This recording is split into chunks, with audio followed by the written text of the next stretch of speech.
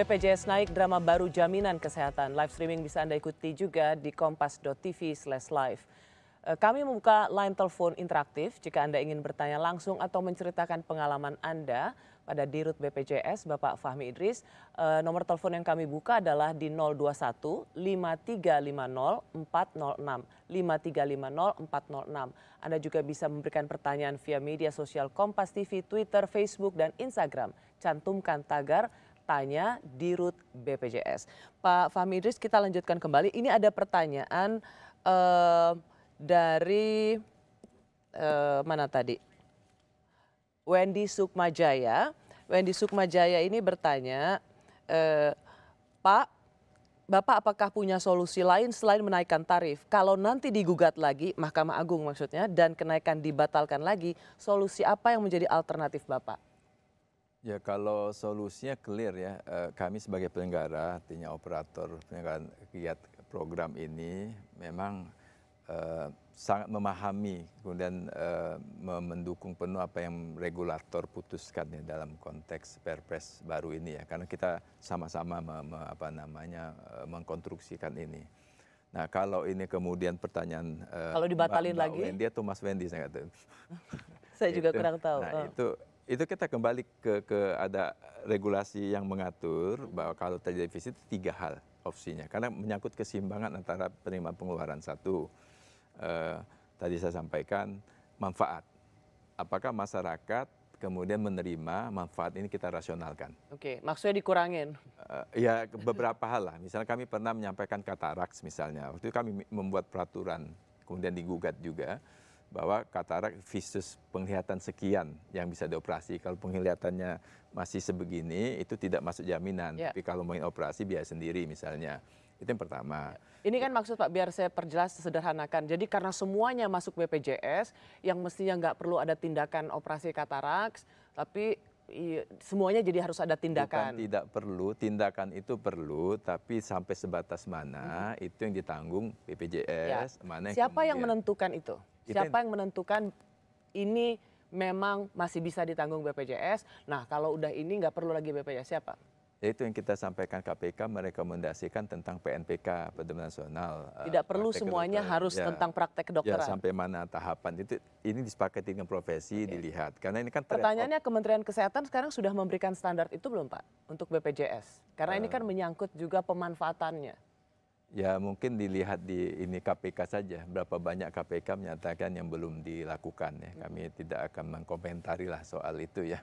Karena di dokumen KPK clear lah, KPK merekomendasikan itu kepada kementerian.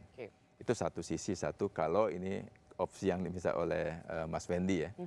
Kemudian yang kedua, kalau iuran juga tidak menjadi pilihan, ada lagi opsi ketiga, pemerintah kemudian subsidi APBN. Nah tentu ini kan pertimbangannya kan kita kembali konstruksi dasar lagi. Program ini dibangun dengan semangat gotong royong. Ada konsep dasarnya sosial solidaritas sebetulnya yang tidak mampu dibayar pemerintah. Subsidi silang sih tepatnya. Yang lebih mampu membayar yang sendiri, yang sehat membantu mampu. yang sakit, kemudian yang beresiko dibantu yang tidak terlalu beresiko. Itu kembali konsep ini. Jadi saya ingin menyadarkan kembali bahwa Perpres ini sebenarnya ingin mengembalikan lagi hal-hal yang fundamental dalam program ini. Sehingga masyarakat paham bahwa program ini memang dikonstruksikan dari awal membangun gotong royong di mana yang mampu turut berkontribusi. Ya. Pak, karena gini, Presiden Jokowi tadi sempat saya singgung sedikit mengatakan BPJS ini salah kelola karena kita sudah bayar 96 juta peserta lebih. Kalau saya coba kita ingatkan lagi seperti ini statement atau pernyataan Presiden Jokowi. Kita sudah bayar yang 96 juta. Total dibayar oleh APBN. Tetapi di BPJS terjadi defisit itu karena salah kelola aja. Salah kelola, Pak? Ya, kami terus BPJS kan institusi di bawah presiden ya. Jadi apa yang disampaikan presiden itu bagian dari kami untuk memperbaiki diri. Ya. Kalau kami perdalam yang beliau maksudkan itu adalah tentang peserta bukan penerima upah yang kita sedang bicarakan sekarang, yang kemudian di samping memang iurannya belum sesuai, juga tingkat membayar iuran juga tidak terlalu mudah untuk ditagihkan. Ya, karena kita masih pendekatan sangat persuasif ya. Kita dengan telecollecting, dengan kemudian auto debit, mendatangkan kader-kader JKN di kecamatan-kecamatan di daerah yang banyak masyarakat tidak membayar iuran. Nah ini kita lakukan. Memang kita belum saat ini belum memikirkan untuk law enforcement terhadap mereka-mereka. Saya mau membahas itu sih Pak, karena ini bukan sekali dua kali Pak Jokowi mengatakan sedikit memberikan sinyal manajemen BPJS harus berbenah. Karena tahun lalu juga Pak Jokowi itu mengatakan, ayo dong harus ada lompatan jauh. Kalau misalnya memang kelas 1 dan kelas 2 harus naik, adakah lompatan jauh yang sudah dilakukan oleh manajemen BPJS? Ya, jadi memang konstruksinya Bapak Presiden itu ya mengingatkan kami ya dalam mengelola ini untuk concern terhadap peserta bukan penerima upah. Karena segmen ini banyak, ada segmen penerima upah. Ini segmen penerima upah ini tingkat kolektabilitasnya bagus. Ya, itu kan kayak pegawai swasta, Ya, jadi itu. dia dipotong gajinya, jadi gaji. sudah auto debit. Tapi kan itu pun bagian dari kita melakukan upaya-upaya penegakan kepatuhan. Karena di sini sistem penegakan kepatuhan untuk membayar iurannya sudah lengkap. Jadi ada instrumen negara bisa hadir. Misalnya kalau satu industri kemudian tidak bayar, regulasinya clear bahwa bisa kejaksaan turun memastikan itu hak-hak pegawai itu terpenuhi. Tapi kalau di segmen bukan penerima upah, proses ini kan belum berjalan. Belum berjalan tentang memastikan orang, saya kasih contoh aja. Di Korea Selatan itu, ini belum lama ya, awalnya tingkat kolektabilitasnya 25%-an. Kita sebenarnya cukup bagus 60%. Itu tanpa enforcement. Tapi kemudian pemerintah dari Korea Selatan kemudian memaksa masyarakat, baik kalau Anda nggak bayar, ada konsekuensinya. Iya malah bisa diblokir. Bukan rekeningnya diintip, langsung diambil Mbak. Ya diambil aja. aja. Tapi gini Pak, pertanyaan gini, karena Menteri Keuangan tahun lalu juga saya dalam rapat dengan DPR gitu mengatakan bahwa ini BPJS sumber kekeseruannya karena datanya kusut terminologi yang dipakai. Ya kalau data kita menerima sebetulnya dari pendaftar yang didaftarkan Kementerian Kesehatan, terutama penerima bantuan iuran yang selalu dibicarakan apakah datanya bagus atau tidak. Kemudian kan dari Kementerian Sosial. Tapi kita berproses terus memperbaiki data ini. Kalau kita bandingkan dengan awal-awal program, ini data sekarang secara administratif sudah mulai sangat bagus, Mbak. Apalagi BPKP kemarin melihat ada sekian juta data yang kemudian tidak ada NIK-nya, kemudian kemungkinan double. Nah itu sudah kita cleansing kalau itu. Pak, kalau dari kelas 1 dan kelas 2, kelas 3, kan ini kan harusnya wajib ya Pak? Semua harus membayar iuran BPJS. Dari semua kelas itu siapa yang paling, dari kelas mana yang tidak membayar iuran? Ya, kalau kita melihat kelas 1, kelas 2, kelas 3, yang menjadi isu ini kelas 3 tentang peserta non-aktif ya. Kemarin per 30 April kita melihat dari itu sekitar hampir 50%-nya tidak aktif. Ya. Nah ini memang yang menjadi concern DPR di sini sebetulnya. Jadi kita melihat konstruksi kenapa rame berita pemberitaan tentang naik iuran ini sebetulnya pada satu titik sebetulnya.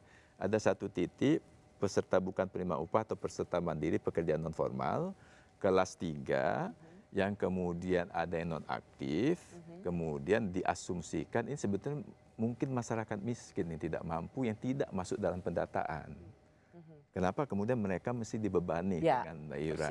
Nah itulah kemudian DPR merekomendasikan jangan naik, kemudian disubsidi. Nah, dan ini dilakukan pemerintah sekarang. Itu yang dilakukan pemerintah. Karena juga ada pertanyaan oleh anggota DPR adalah mereka belum naik aja itu kolektibilitasnya atau tidak bisa terkumpul itu gede, gimana lagi mau dinaikin, kan gitu Pak logika ya, itu, yang mereka dengan pakai. asumsi memang mereka tidak not able to pay, tidak mampu membayar, bukan tidak ingin membayar. Ini beda antara yang able dan not willing ya, mereka yang mampu dan tidak mau. Nah kita kalau yang kita data mampu dan tidak mau, kita punya instrumen untuk mengejar gitu ya, lewat kader JKN kita yang ada di lapangan. Oke Pak, pertanyaannya adalah seberapa efektif sih BPJS ini memang bisa tadi Bapak katakan mengkolek atau memastikan iuran BPJS per bulannya itu memang dijalankan? Ya saat ini sedang dikonstruksikan bagaimana instrumen-instrumen ini jauh lebih maju ya walaupun pelaksanaannya mungkin belum sekarang. Tadi Bapak bilang belum ada law enforcement atau belum mau menggunakan law enforcement. Jadi kita kemarin Pak Menko PMK menyampaikan, oke sekarang kalau ini sedang digodok impres tentang itu, tapi sifatnya tidak dulu bahwa misal pelayanan publik lah, selalu masyarakat mendengar lah, Anda mau memperpanjang SIM mesti lunas BPJS. Nah, kita tidak seperti itu. Kenapa? Nanti kalau memperpanjang SIM akan keluar link sistem IT kita, diberitahu, oh Mbak Roti mau bayar SIM ya, mau memperpanjang, kamu itu ada ini loh, hutang terhadap iuran BPJS. Itu dulu yang di Tapi kalau edukasi. hanya notifikasi kan nggak ada gunanya, Pak. Mungkin 2-3 tahun kita edukasi. Misalnya gini Pak, sebenarnya koreksi saya kalau keliru, kan kalau nggak salah ada perpresnya Pak, tahun 2000 berapa, masih zaman Pak SBY kalau nggak salah, kalau dia tidak bayar maka dia tidak akan dapat pelayanan publik. Tadi Bapak sudah PP-nya ada PP-nya, nggak bisa bikin SNK atau apa, jadi dia akan dicek, wah ini belum bayar BPJS Kesehatan, jadi bayar dulu baru bisa urus SIM. Ya kalau regulasi itu fokus terhadap pekerja formal dulu. Itu tentang sanksi itu terhadap perusahaan. Tapi untuk pekerja non formal belum secara khusus ada aturannya. Sekarang kita sedang konstruksikan itu, tapi kita melihat suasana yang ada di masyarakat juga, Mbak Rosi. Kita lanjutkan lagi. Dengan tarif lama, banyak pihak mempermasalahkan pelayanan BPJS Kesehatan. Apakah ini akan berubah jika tarif baru diberlakukan? Kami kembali saat lagi.